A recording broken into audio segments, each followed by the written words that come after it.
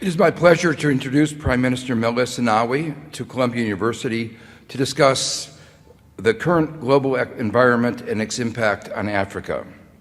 Let me just say a few words about Prime Minister Zenawi, who is here in New York this week with 140 heads of state attending the United Nations General Assembly, which is focused on the Millennium Development Goals. So we appreciate his taking the time to visit our campus and talk about the economic issues facing Africa in the world economy's current fragile state. I hope he will, and I'm sure he will, say a few words about Ethiopia's economic progress. As was mentioned, following today's talk, there will be a question and answer period moderated by Mamadou Diop, Director of the Institute for African Studies and a member of the Committee on Global Thought. Let me say now a few words about Ato Meles Zenawi. He interrupted his studies at the medical faculty of Addis Ababa University in 1974 to join the fight to overthrow the Mengistu regime, which in turn had overthrown Emperor Haile Selassie in the aftermath of one of the worst famines the world has seen, the famine of 1972-74, which had killed an estimated 40,000 to 80,000 Ethiopians, with some estimates being even higher. After 17 years of fighting in the aftermath of the fall of the Soviet Union, they finally succeeded in ending what had come to be called the Red Terror, which had earned the reputation as one of the most oppressive regimes in the world. And Meles, at that point, became president of the transitional government. He was then elected prime minister in 1995. While fighting in the guerrilla war, he realized that the future of his country would depend on economic development and growth, and that would require an understanding of economics. At least I hope that's important. There are some countries in East Asia who think that engineers are better and that economists would be better to send away. But anyway, I think economics is important. He undertook his studies through correspondence courses, eventually receiving degrees from the Open University in the United Kingdom and Erasmus University in the Netherlands. Ethiopia has been noted for its economic performance. In fact, my encounter with Ethiopia began my first visit as chief economist of the World Bank in 1997, and it was also my last visit as chief economist of the World Bank in 2000. According to World Bank figures, the country has shown strong growth for much of the last decade, and especially in the last few years. From 2004 to 2008, it had a double-digit real growth rate, placing it among the very top of the world. That rate dropped, not surprisingly, with the global recession, but different estimates still place it around 70%, and it is projected to rise again. The Prime Minister has become an active voice for Africa, including serving as chairman of the Organization of the African Union, and is currently serving as co-chairman of the Global Coalition for Africa. In 2004, he was appointed by UK Prime Minister Tony Blair as one of the commissioners taking part in the Commission for Africa, and he played a critical role in shaping the report of that commission, which in turn has had a great deal of influence on policies towards Africa, beginning with the Gleneagles G8 conference. The Prime Minister has also represented the African continent at a number of G8 and G20 meetings subsequently. More recently, he has become greatly involved in the issue of climate change, which is having an enormous impact on Africa, probably the region which has been most impacted by climate change.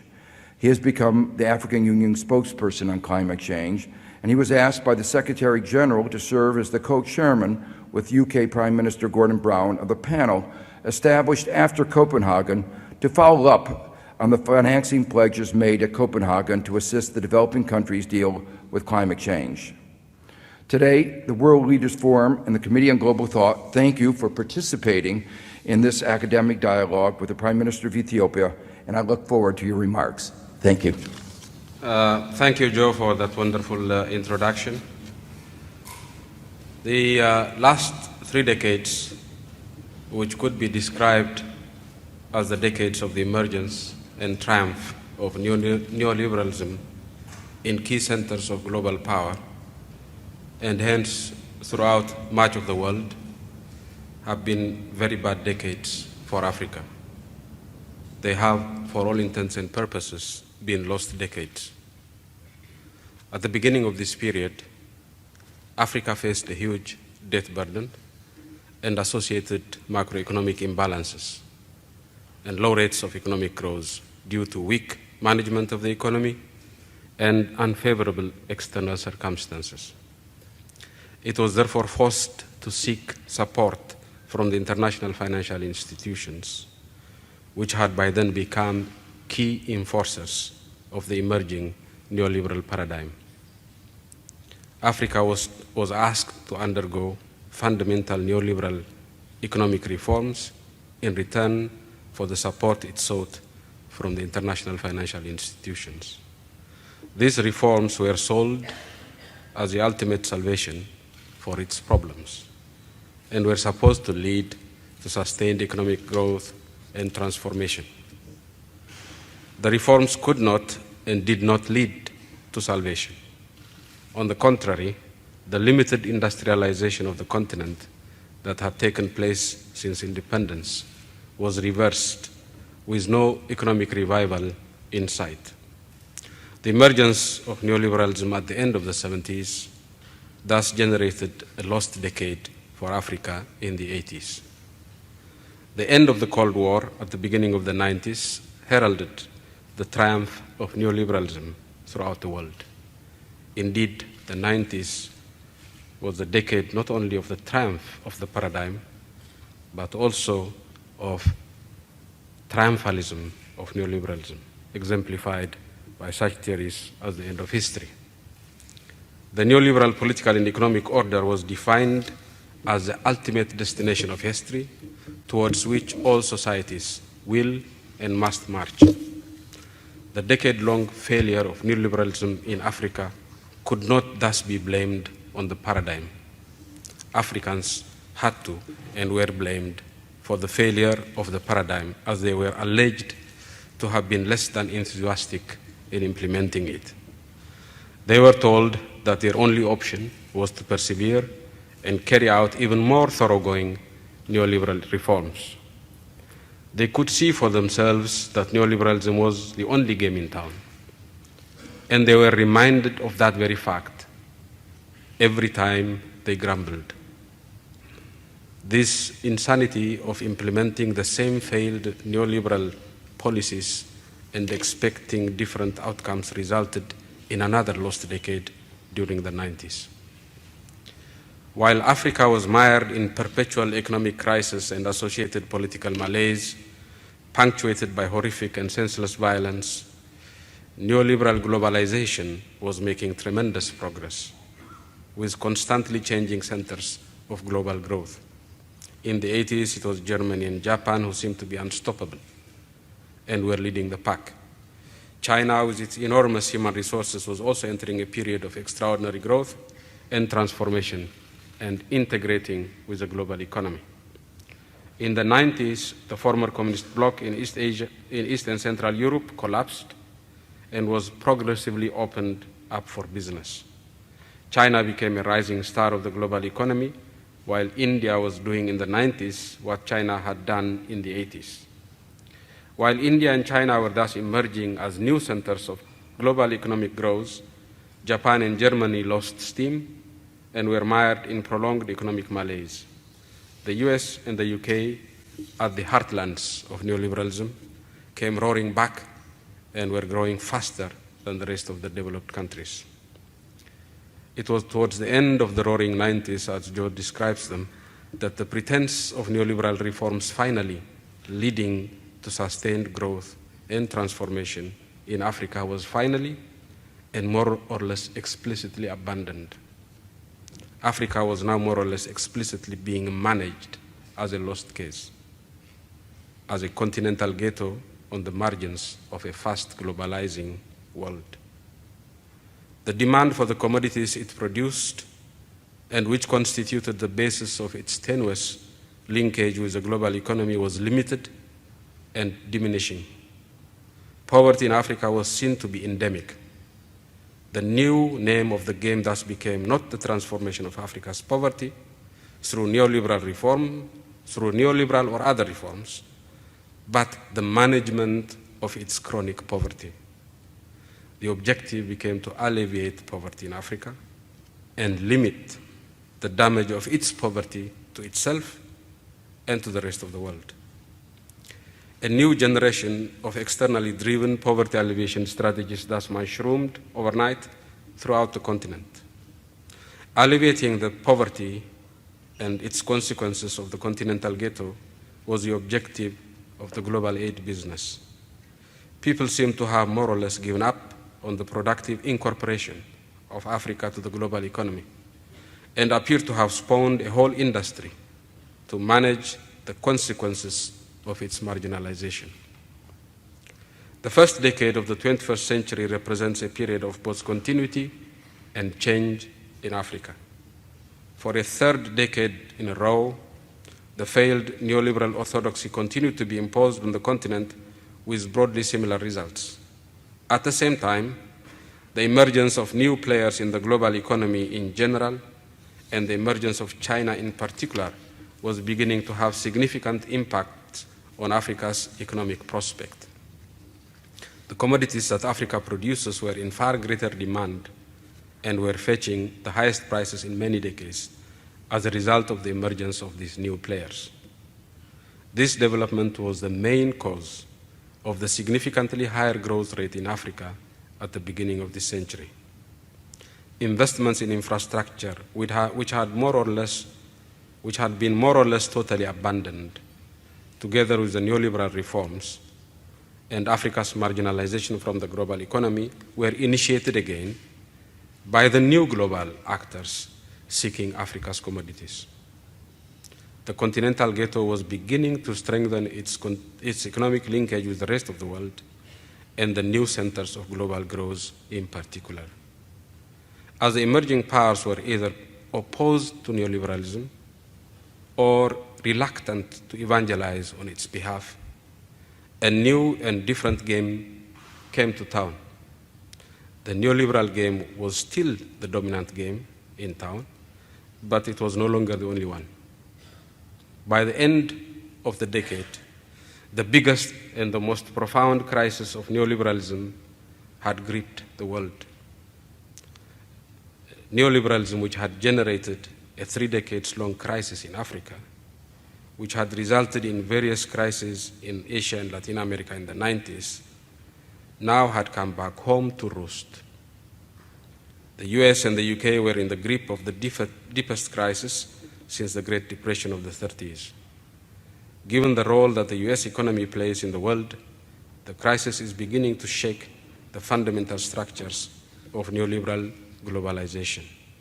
I am convinced that there is a silver lining for Africa because of the nature of the current global crisis. I say so for 2 fundamental reasons. First, while the former Prime Minister of the United Kingdom may have been a little too optimistic when he pronounced the Washington Consensus dead here in New York, it is nevertheless true that it has been profoundly weakened and shaken particularly outside its heartlands. The crisis has shown that neoliberalism has failed not only in the peripheries, as used to be the case, but also in its heartland. The crisis has also shown that those who have rejected it have continued to prosper even during the crisis. The crisis has also speeded up the change in global economic power and further weakened the dominant position neoliberalism has had for decades. Africans have, for the first time in 3 decades, real alternatives to the orthodoxy. They now have a choice that they have not had for a long time. The fact that Africans now have a choice is, in and of itself, fundamentally liberating. Above and beyond that, Africans now have a real chance to chart a new course of development, one that incorporates best practice elsewhere and is capable of generating fast growth and transformation. Africans can, of course, miss this new opportunity to make a choice and make the wrong choice. But that would be their choice and their mistake to make. Unlike the neoliberal orthodoxy that was imposed on them from outside, the choices they make now are theirs and theirs alone. Just as Africans are capable of making the wrong choice and missing the boat, they are also capable of making the right choice and capitalizing on the new opportunity created by the global crisis of neoliberalism. Second, the crisis has shown that Africa is an essential part of the solution to the current global economic problem. The US and UK can no longer borrow and spend to keep the global economy moving. While the emerging powers can do a lot to fill in the gap, they cannot fully compensate for the lack of effective demand globally. Africa, with its billion people, has to be incorporated in the global network of production and consumption if globalization is to have a new lease of life. The labor-intensive manufacturing that China is no longer competitive in has to relocate somewhere. Africa is the main hinterland that is available for global investment in labor-intensive manufacturing and the production of tropical agricultural products.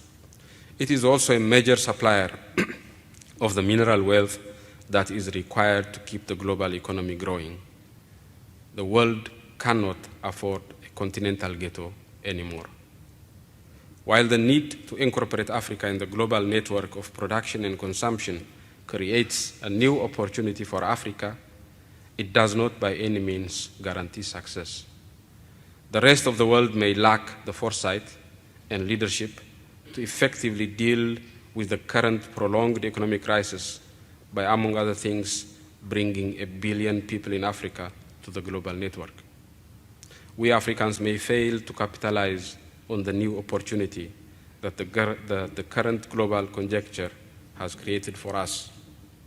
But the fact remains that we now have an opportunity that we have not had for decades. The challenge for African leaders posed by the current global environment is thus unique and pregnant with possibilities.